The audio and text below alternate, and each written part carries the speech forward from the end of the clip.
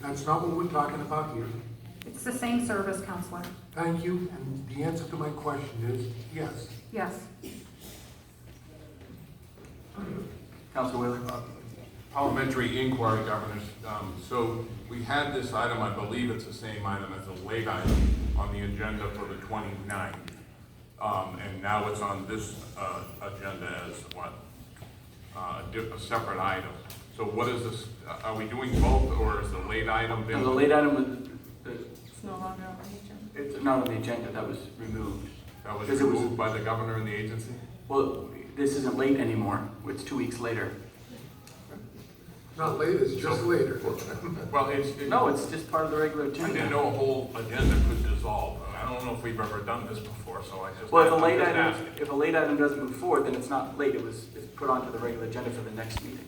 Okay, Because so it's not late. it's disposed of, that's my Yeah. point. Okay, thank you, Governor. Council Kenny? So I guess I'll ask the question I've asked in the past. This 27F contract, the Community Action Program for Belknap and Merrimack counties, they do not provide abortion services, is that Correct. Okay, and so therefore, they would meet the spirit of House Bill 2 law with regards to providing funding to health clinics that do not provide abortion services. Correct. Thank you.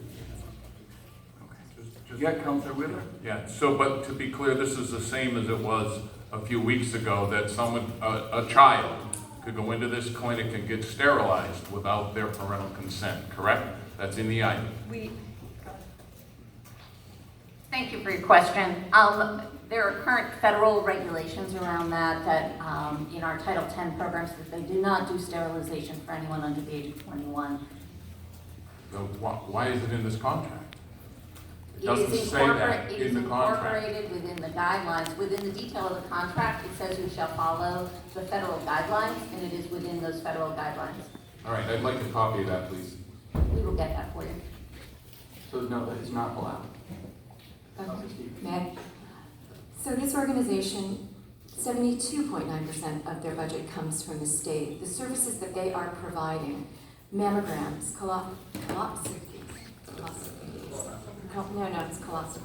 Different. The referral to appropriate healthcare provider or facility, and they're documenting it, and they're tracking the patient. So we're not sending them out for a mammogram only to lose track of this patient. If the patient needs consultation or follow-up for other types of tests, we would initiate the referral, and this is per the executive director, send records and assist patient in making an appointment. For example, all pap smears are sent to the lab, the results are returned to the clinic, documented in the log, and if results indicate a need for further follow-up, the provider will initiate this, and by law, mammograms, they do have to send a written confirmation. So what I'm saying, for a small clinic, they're doing incredible work. Our family planning clinics tend to be a bridge with primary care, oftentimes reaching an underserved population that does not have access to primary care. And this is a good example, exactly what you talked about, with having that follow-up and that primary care follow-up when people go into this family planning clinic. 44% of their patients are eligible for Medicaid. Thank you. Further discussion? Oh, sure, within the 21 to 27, sure, go ahead. 23. When are we gonna get from Harbor Homes and audited state? I was on an email that was sent to you. Sorry? It was sent to the council by the charitable foundation. I was copied on that email. No, my question was audited state. So let's ask the Attorney General's office, because that is managed by the Department of Charitable.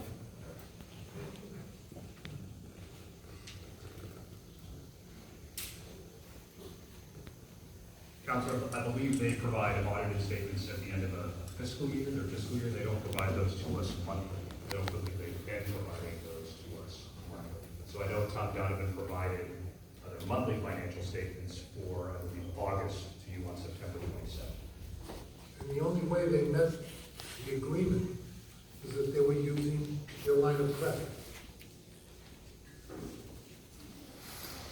I know that they had met all ratios. I can't speak to whether it was because they used the line of credit. Okay, well, maybe somebody behind you can tell us. Hi, good morning. Good morning, Meredith Carlos, Department of Health and Human Services. They met the ratios if you include the line of credit or if you exclude the line of credit. They're still over 30 days of cash on hand, which is our contractual requirement. That's with the line of credit. Or without. If you remove it, they are still over 30 days of cash on hand. And why are we going with a 2-year contract instead of a one like we had?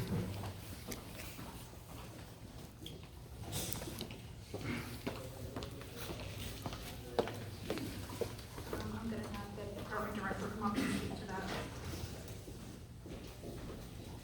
Harbor Homes has been meeting all of both their fiscal requirements as well as all of their performance requirements. And so we're moving forward with a 2-year amendment at this time.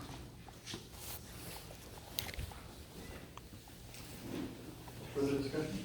I'd like to see somebody other than Tom Donovan and give us an understanding of what these numbers mean.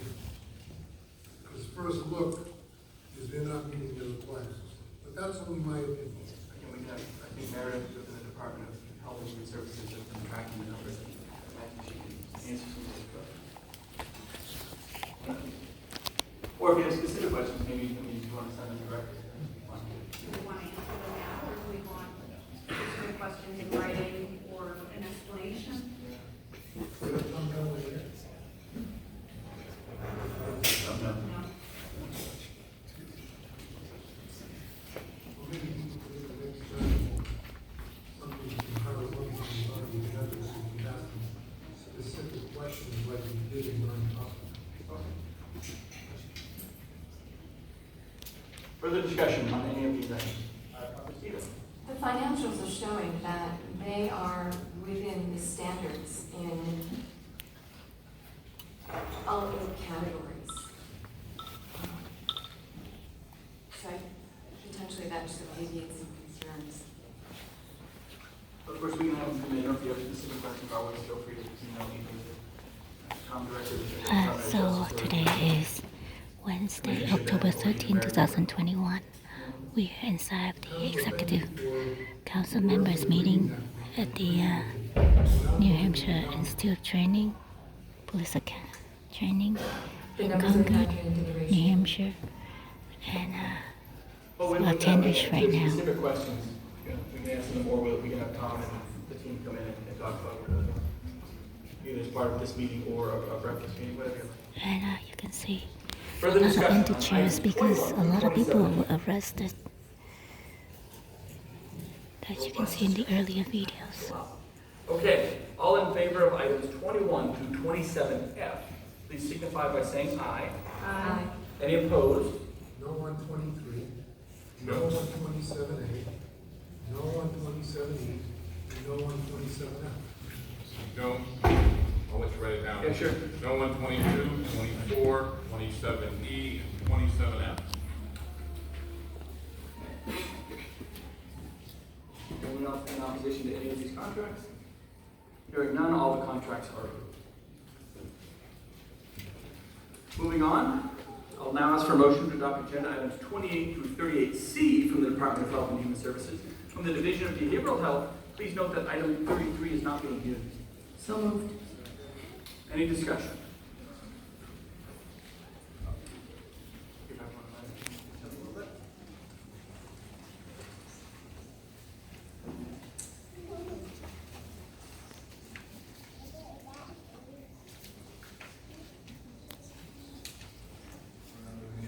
Sorry, 28 through 38C. Okay, hearing no discussion. You don't want to council speaking, sir?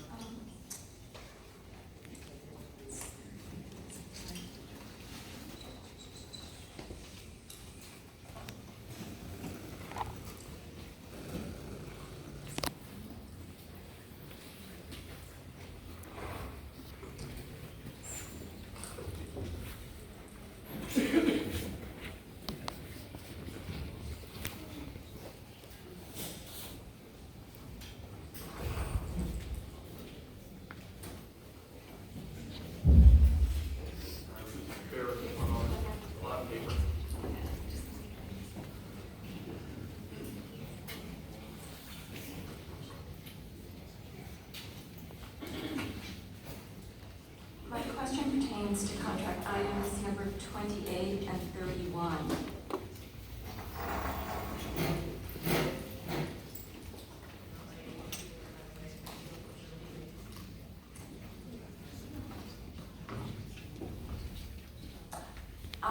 So contract 28, it is exclusive to Mary Hitchcock, which has facilities in Lebanon, Concord, Manchester, Nashua, and Keene. There's no care or treatment on the seacoast in D3. And looking forward at contract number 31, again, I'm seeing Dartmouth Hitchcock again with another provider, similar care, similar treatment, but again, no representation for providers or access to care in D3. So, good morning. Again, for the record, I am Katya Fox. I am the Director of the Division for Behavioral Health, and thank you, Councilor Stevens, for the question, because it is a little bit confusing. On September 15th, you approved a contract with Bi-State Primary Care Association. Within that contract, these same services were approved, and Bi-State subcontracts with Amistad in Manchester, Lamprey, which is in your district, with 2 locations, and Midstate in Plymouth. And so it is confusing because we have MAT services in several different contracts. What we are doing as a result of the different funding sources, we're going to be contracting going forward with some of these by service rather than by funding.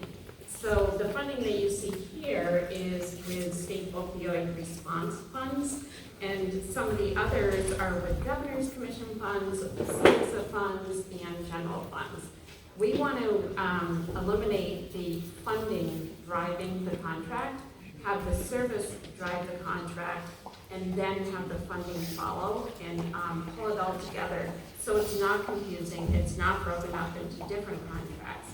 So toward that end, we're going to be putting out a RFP, request for proposals, so that hopefully in the future, you'll see it all brought together, and you'll see statewide coverage, and we'll be able to show that on a map and demonstrate that indeed your district as well as the other districts are being served. Could you confirm that in D3 at this time, there is not care map for women? I'm sorry, could you repeat the question? At this time, within District 3, there is not a provider or service, a hospital, providing medicated assisted treatment. No, that is not correct. We, as I said, Lamprey Healthcare is providing that through the contract with Bi-State that you approved on September 15th. Also, there are providers that don't have contracts that are providing MAT services, medication-assisted treatment, for individuals with opioid use disorder. And so Seacoast Mental Health is one that provides that, as well as Goodwin, the FQHC Families First in your region. Could I get an inclusive list of all the providers? We will do that. We have a website, which is our treatment locator, and that also lists, if you go in and put in different zip codes, that will list every provider that provides this service in your region and across all the regions of the state. And those include individual providers, not just the known organizations such as an FQHC. Thank you. If you could provide that website to all the council, that would be very helpful. Sorry. Councilor Kenny?